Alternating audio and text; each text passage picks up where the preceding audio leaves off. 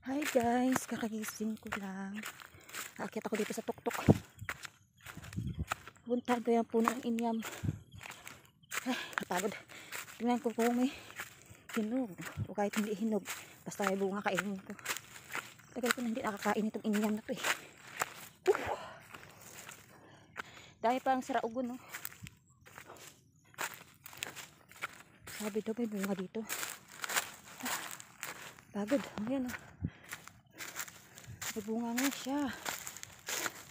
Ayun. May hinog. Oh. Ano?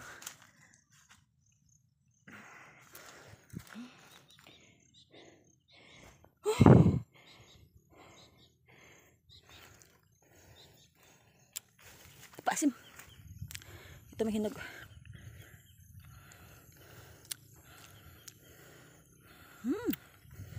Ano? Inyam. Sinong kumakain ng inyam dyan? May inyam ako dito. Ito sa dulo maraming bunga. Yung kaso hilaw pa.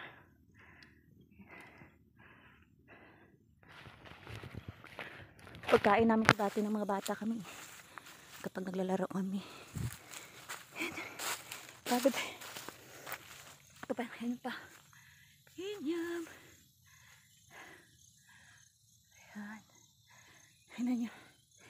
Yan yung may unggoy dyan. May unggoy dyan.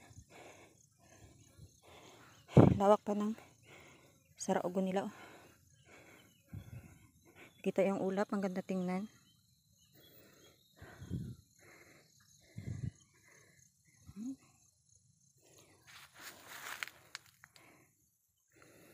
₱5 na lang, nasa langit ka na. Pamasahe mo ₱5.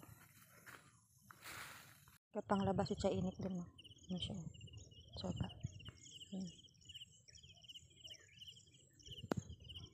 Nag-overtime siya pang labada. Kasi ilang linggo din na araw-araw sila nagsusungkit ng mais.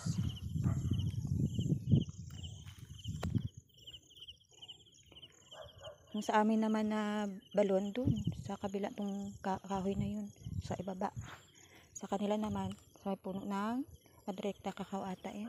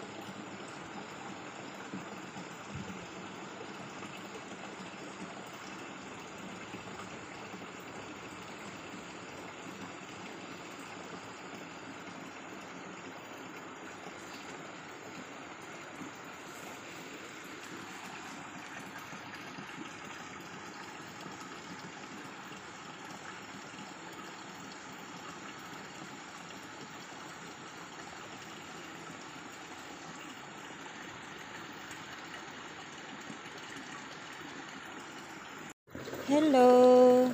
Naigib kami ng tubig pang inom. Yung tubig namin na pang inom ay galing dyan. Dyan sa ilalim ng bato. Ganito ang buhay dito. Para siyang may ice. Kapag naman panglaba at panghugas ng pinggan or pangpaligo, minsan dito rin igib. Pero doon kami napunta sa mas malapit sa may ano, sa may bubun.